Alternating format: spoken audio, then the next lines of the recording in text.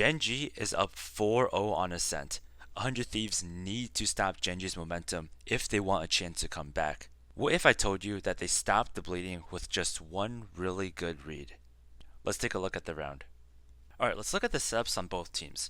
On 100 Thieves' side, they have a pretty standard spread. They have 2 on B, Killjoy turret watching mid, and 3 towards A side. Now for Gen.G on attack, their entire team is on the A side of the map.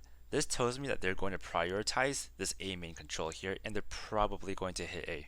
So let's see how both teams approach this A main control.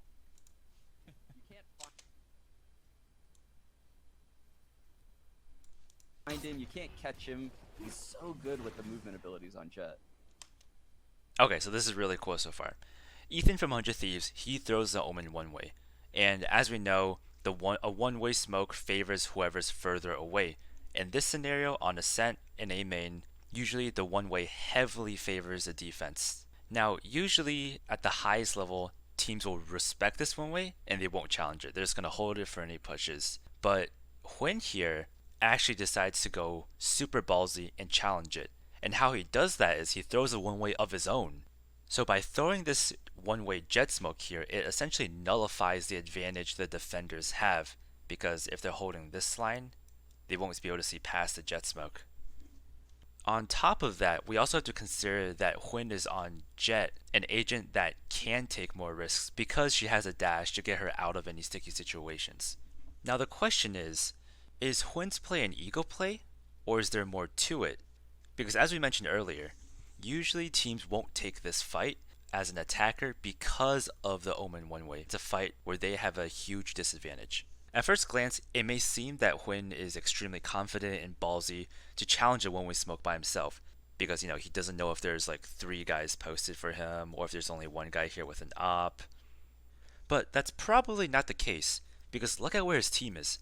His entire team is gathered back here. They're gathered A lobby, but they're just playing back. This tells me that their plan is to use Huynh as an info gatherer of some sort, and if 100 Thieves pushes A, so for example, if they were to Omen blind out and then raise double satchel to push A lobby, that Gen.G would be in the position to receive it. So let's see what happens next. I'm liking how he's also representing once again.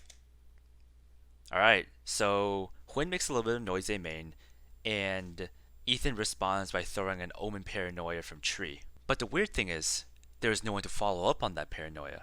So the question is, why did Ethan flash A main? Now, this is probably because Steel called to group up Cat, because look, we see Steel all the way over here, and we see Ethan joining Steel for the aggressive Cat play.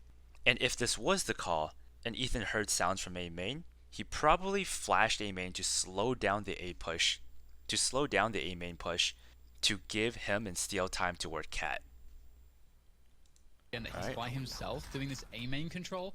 We saw Gen.G, he counter flashed A main just in case a push was coming. His teammates are sort of a push lagging did not behind come. him, and that is part of their default. So it's always the case that is it just Huynh or is it the entire team? Question mark.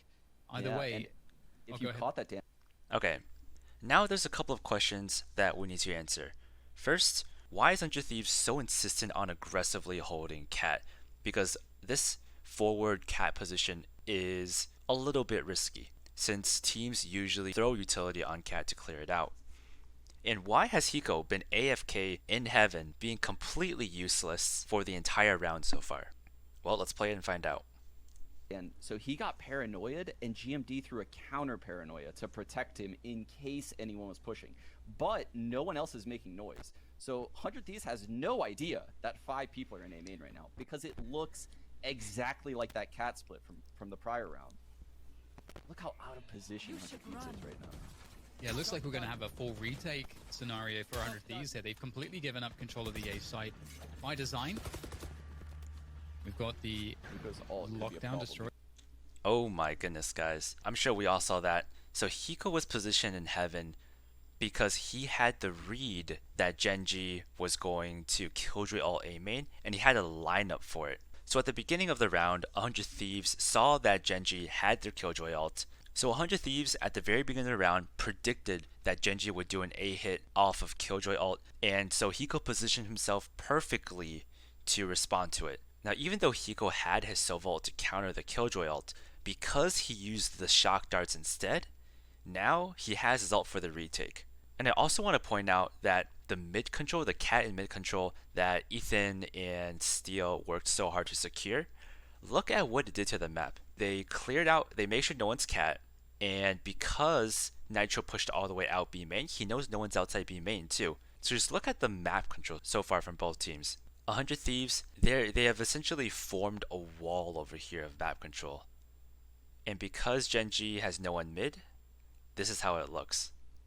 Gen.G, they've essentially funneled themselves onto A and in A main. Whereas for 100 Thieves, they have all this map control. So as you can see, Gen.G probably feels a little bit suffocated right now, and Mikhail also feels that.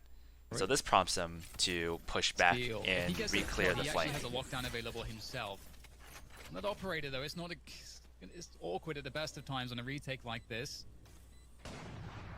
Oh, so scary. A full 5-on-5 right there. Mikhail gets a pick.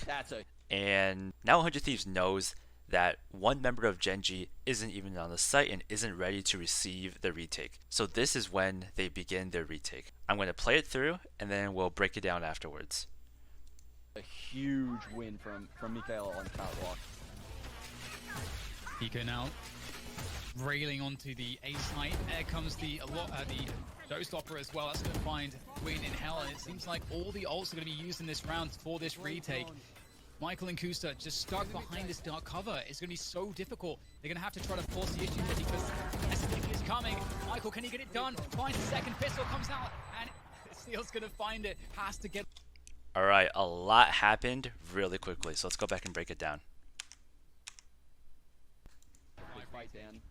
That's a huge win from Mikhail on catwalk. Alright, so at the very beginning... Oh no. I'm going back. Okay, so at the very beginning, Hiko, he throws a Sova ult from all the way in spawn. And in Asuna, he gets a pick from Sean with his nades. Now at the top level, no one really dies to raise nades. Sean only died to raise nades because Asuna and Hiko combined both their utilities together. So look, Hiko, he shot his first ult in this line over here. And Asuna, he threw his raise nade probably off the wall for it to land right over here. So Sean, you see the little X where he died. Sean literally had nowhere to go, and so he ended up dying to the nades. Now because Asuna got the kill with his nades, look at this. Asuna doesn't have ult. Now he has his ult. Asuna immediately procs his ult, hops onto site, he clears hell with his ult, and that leaves only GMD on site on Gen. And look at this, Steel and Nitro are both ratting in the smoke right now. They swing out together, and GMD stood no chance. And now the last members of Gen.G are A main, and they're both smoked off. And at this point, 100 Thieves, it's a 4v2. They do not lose these. Michael and Kusta just stuck behind this dark cover. It's going to be so difficult. They're going to have to try to force the issue here because SMG is coming. Michael, can he get it done? Finds the second pistol, comes out, and Steel's going to find it. Has to get off the spike to do it. And a clean retake by 100 Thieves. Okay, so that was a really, really cool round. So at the beginning of the round, 100 Thieves, they saw that Gen.G had their Killjoy ult and they knew they were going to make a play with it. So they decided to have Hiko on Heaven with the shock darts out, ready to shock the Killjoy ult. This lets 100 Thieves use their Sova ult for the retake instead. And because of that, they were able to get the first pick onto Sean. That gave Asuna his ult. They probably didn't plan that, but that's how it happened. Asuna popped his ult, cleared hell. There's only one more guy on site. He got double swung. Overall, it was a really clean read from 100 Thieves. They went in with a solid game plan, and their retake was very clean too.